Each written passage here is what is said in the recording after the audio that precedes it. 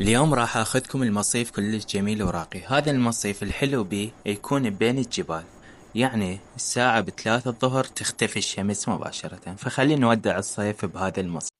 المصيف يوفر كل شي، الأكل وغيرها، وموجودة أسواق قريبة عليه، بس الأسعار تكون مرتفعة بعض الشيء، فلازم تحسب حساب هذا الشيء. موجود الشلال وموجود مي وموجود القوارب، تقدر تأجرها بسعر معين ووقت معين. طبعا الشغلة هنا كل شي تسويه لازم بفلوس، فهاي القاعدة لازم تأجرها، فأقل مكان تأجرها يكون على شكل مربع تقريبا 25 ألف، والدخولية تقريبا 2000 دينار لكل شخص. يعني السيارة إذا تجي وبيها 5 نفرات ياخذون على النفرات الموجودة بيها.